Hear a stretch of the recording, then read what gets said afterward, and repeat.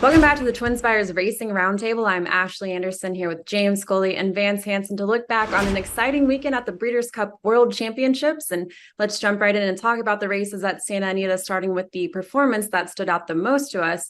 Who was that for you, Vance? Well, there's so many good ones to choose from. You can think about Fierceness, Inspiral, Elite Power among them. But for me, I'm still kind of in awe at what Master of the Seas was able to accomplish from a highly disadvantageous position in the last half mile of the Breeders' Cup mile. He was a dozen lengths down with one horse beaten with 4 furlongs left, and he nonetheless displayed a turn of foot I wasn't sure that he had. And I've been watching this horse very closely for the last 3 seasons. Jockey Will Buick timed this move virtually to the millisecond, and he made this incredible swoosh to pass 10 rivals in the last furlong, and he won by a nose.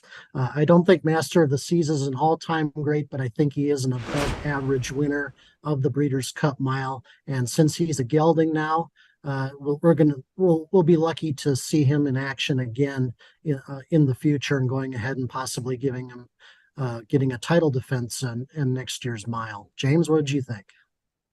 Well, I will mention Fierceness. He got the top Brisnet speed rating of a 112 for all 14 races. By comparison, Forte got that 100 last year. So I was impressed with Fierceness on Friday.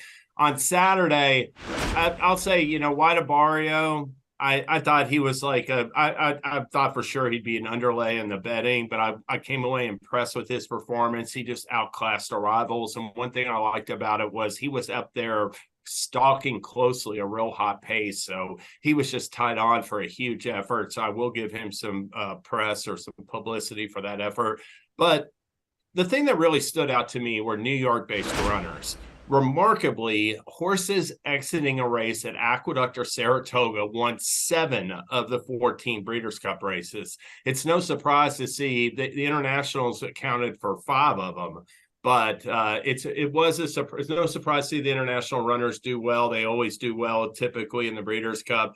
But you never see like New York dominate a Breeders' Cup out in California like they did. There were only 2 horses that won that weren't prepping, that weren't from overseas. Idiomatic and the Spinster at Keeneland won the distaff, and Nobles won a Colonial Downs race before winning the turf sprint. Otherwise, it was all New York-based runners, and that's what I'll go with, Ashley. Yeah, and talk a little bit more about Fierceness. I think his performance probably stood out the most to me just because when he debuted and had that 101 Brisnet speed figure, I think it was the highest debut figure for any 2-year-old this year. I talked about it on the roundtable back in August, and then I wrote him off after that Champagne. I think a lot of people did. He went off at 16-1. And then to see him come out and win by more than 6 lengths, I was kicking myself because I did not have him to win in my exotics, and came out with that 112 Brisnet speed figure. Looked like the best horse clearly on the day in the Breeders' Cup Juvenile. But it is going to be interesting to see, can he string together some consistency as a 3-year-old, but certainly think he is the best 2-year-old when he runs his race. Do you all think he is going to improve even more on this performance, or do you think we have to worry about inconsistency with this horse? What do you think, James? I think he's going to improve upon it. I'm looking at the one race in the Champagne as perhaps just a one-offer, and I think the future is very bright for him moving forward. Vance? Yeah, I agree with that. His first race at Gulfstream this coming winter is going to tell us a lot about how much he's improved and whether he's going to gain that added consistency. So definitely. Well, let's talk about which Breeders' Cup performance disappointed you the most. Who was that, James? Well, Tamara's flop in the Breeders' Cup Juvenile Fillies came as a surprise. I was surprised that both the top 2 Japanese horses, Songline and Ushba, neither one of those horses could make much of an impact. They both ran fit. I thought they both made a move on the far turn to reach at least contention and just lacked the finishing punch through the stretch.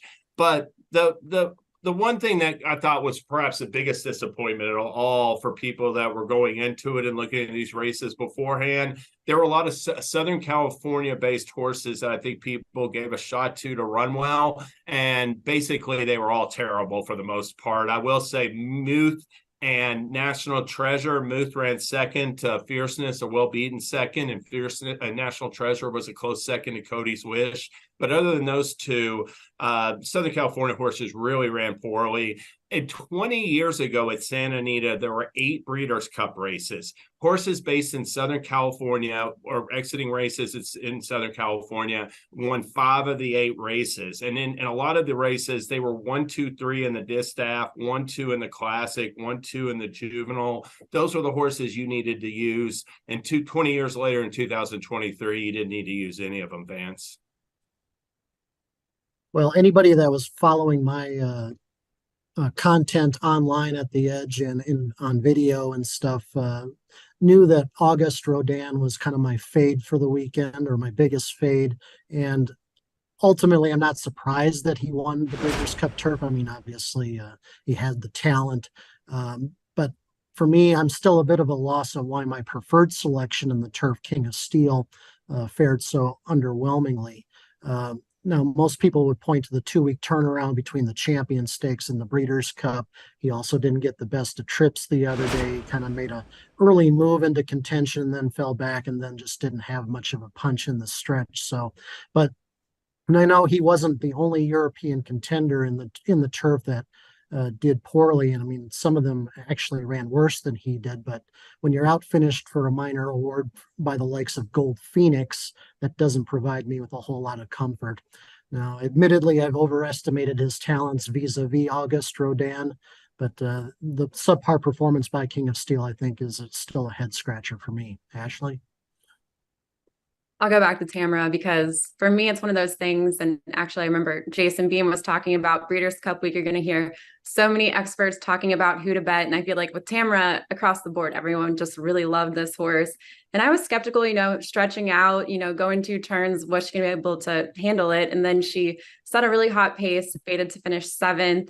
And of course, I went ahead and listened, and I had Tamara to win, Keeter in my exotics. And unfortunately, I had just FYI, and I also had the 2nd place finisher, Jody's Pride, but I didn't box it. So shoulda, woulda, coulda, story of horse racing.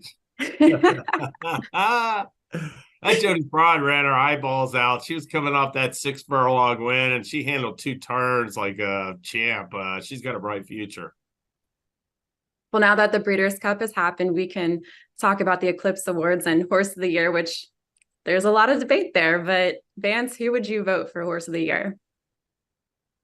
Well, recent developments in the last couple of days lead me to believe that Cody's Wish is going to be a strong favorite, despite the fact that there was very little separating him and fellow older dirt mail contender White Abario at their respective peaks. And I understand the reasons why he's a strong favorite.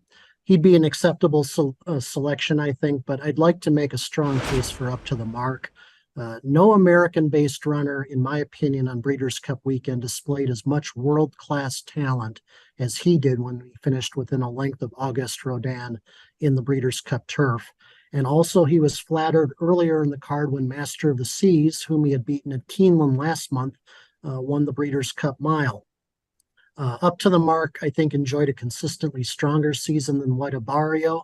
He has no distance limitations, unlike Cody's Wish, and he compared himself quite favorably with world-class competition on Saturday. He seems more deserving of Horse of the Year consideration than the amount of support he will actually receive. James?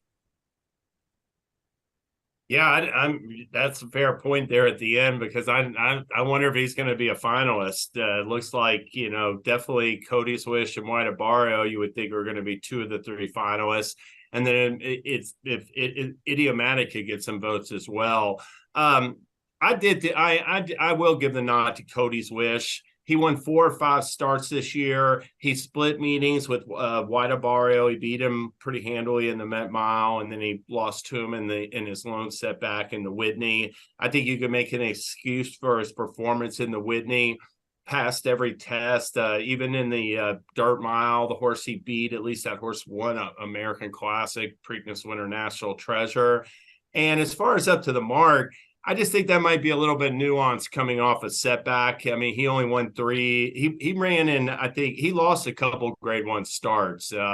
I think his three toughest races were, the Coolmore Turf, the Breeders' Cup Turf, and the Maker's Mark Mile, and he was 1 for 3 in those. So he was definitely a top class performer. I just think he needed to win that race to get it, Ashley. Yeah, I think Cody's Wish is probably who I expect to get it now, especially in light of the recent news. And he'd be tied on top with the Whitney. He stretched out, finished third to White Barrio. But I want to make a case for Idiomatic. She ran 9 races, finished first in all or 8 of them, and then finished second in her lone loss. And you don't see a lot of horses running 9 races in a season anymore. And the fact that she was able to win 8 of those starts, won the Breeders' Cup Distaff, the Spinster, Personal Ensign, and then Delaware Handicap and Shawnee. So I know it doesn't normally happen. The last time a filly or mare won Horse of the Year was back in 2011 with Harvard de Grace. So very unlikely chances we'll see Idiomatic win this, but I certainly think she deserves some consideration. But I too think that Cody's Wish will probably get the award at the end of the day. Idiomatic won a lot of big races. I mean, you look at the Personal Ensign and the Spinster and the Distaff, and even that Delaware Handicap, that's a real prestigious race. I think a lot of people played against her, thinking she was over-raced. So that's a real fair point. Great job by Brad Cox. She was actually running in November and December as well. So, I mean, you talk a full 12 months nonstop racing. That's a terrific season. Vance, what did you think about Idiomatic? Well deserving of the award that she is going to receive, champion older female. I'm more of a traditionalist voter, so I expect female Horse of the Year candidates to have defeated males at some point during the season. Havre de Grace, of course, won the Woodward, as did Rachel Alexandra. Zenyatta so far has been the historical aberration for that for the most part. Also Azeri, I suppose, but that was kind of a weak year. But yeah, Idiomatic is a slam dunk, obviously, for the award that she is going to receive. But I think there are stronger Horse of the Year candidates available.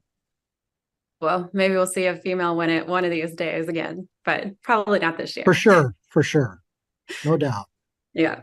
All right. Well, that's all the time we have today for the Racing Roundtable. We'll be back on Thursday with our best bets and fades on the jury. And again, back on Tuesday with more recaps from a packed stakes. Well, not so packed, but plenty of stakes action this weekend as well. We'll see you then.